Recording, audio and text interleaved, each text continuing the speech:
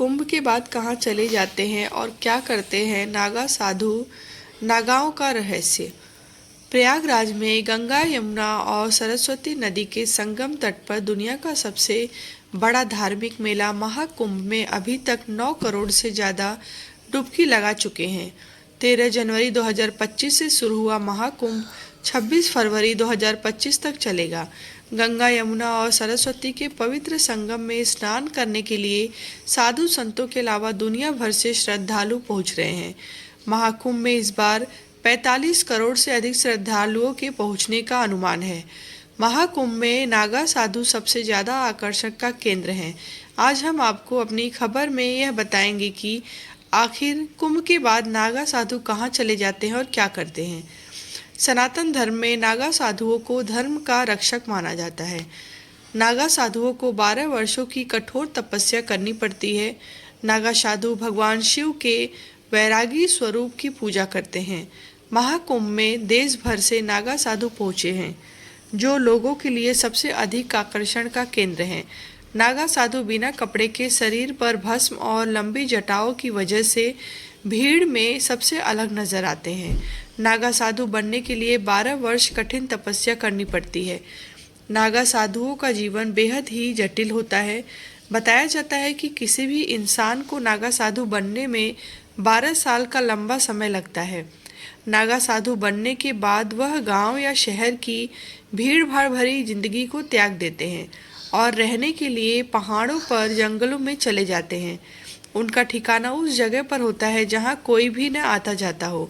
अखाड़ों में नागा साधु को अनुशासन और संगठित जीवन जीने की शिक्षा दी जाती है। नागा साधु बनने की प्रक्रिया में 6 साल बेहद महत्वपूर्ण होता है। इस दौरान वह नागा साधु बनने के लिए जरूरी जानकारी हासिल करते हैं। इस अवधि में वह सिर्फ लंगोट पहनते हैं। वह कुंभ मेले में प्रण लेते हैं, जिसके बाद लंगोट को भी त्याग देते हैं और पूरा जीवन कपड़ा धारण नहीं करते। सबसे खास बात यह है कि वह बिस्तर पर नहीं सोते हैं। नागा साधु बनने की प्रक्रिया की शुरुआत में सबसे पहले ब्रह्मचर्य की शिक्षा लेनी होती है। इससे सफलता प्राप्त करने के बाद महापुरुष दीक्षा दी जाती है। इसके बाद यज्ञोपवीत होता है। इस प्रक्रिया को पूरी करने के बाद वह अपना और अपने परिवार का पिंडदान करते हैं, जिसे बिजवान कहा जाता है।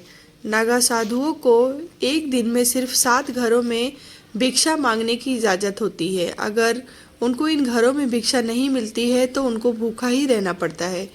नागा सन्यासी दिन में सिर्फ एक बार ही भोजन करते हैं। नागा साधु हमेशा नग्न अवस्था में रहते हैं और युद्ध कला में पारंगत होते हैं। यह अलग अलग अखाड़ों में रहते हैं। नागा साधु अपना भोजन खुद बनाते हैं। अपने दिगंबर रूप की वजह से प्रसिद्ध होते हैं। इतने श्रृंगार करते हैं नागा साधु। नागा साधु मानते हैं कि धरती उनका बिछौना और आकाश उनका ओढ़ना है। कुंभ के दौरान दिगंबर स्वरूप में आते हैं और इस दौरान उनका अद्वितीय प्रभाव होता है। वह 17 श्रृंगार करते हैं, जिनमें लंगोट, भभूत, चंदन, अंगूठी, लोहे या चांदी के कड़े, पंचकेश, कमर में माला, माथे पर रोली, कुंडल, चिमटा, डमरू, कमंडल, गुथी हुई जटाएं, तिलक, काजल, हाथों में कड़ा और बाहों में रुद्राक्ष की माला धारण करते हैं। नागा साधुओं की दिनचर्या। ज़्यादातर नागा साधु सिर्फ एक समय भोजन करते हैं। वह सुबह 4 बजे जग जाते हैं। उनके दिन की शुरुआत गुरु सेवा के साथ होती है। इसके बाद पूरे दिन वह तप और साधना करते हैं। शाम से पहले भोजन कर लेते हैं। इसके बाद देर रात तक साधना करते हैं। कुंभ खत्म होने के बाद नागा साधु कहाँ चले जाते हैं? कुंभ हजारों की संख्या आए नागा साधु अचानक गायब हो जाते हैं या फिर बेहद कम दिखाई देते हैं। महाकुंभ के दौरान नागा साधु अलग अलग अखाड़ों में रहते हैं। कुंभ खत्म होने के बाद नागा साधु अपने अपने अखाड़ों में लौट जाते हैं, जहां वह गहन ध्यान और साधना करते हैं।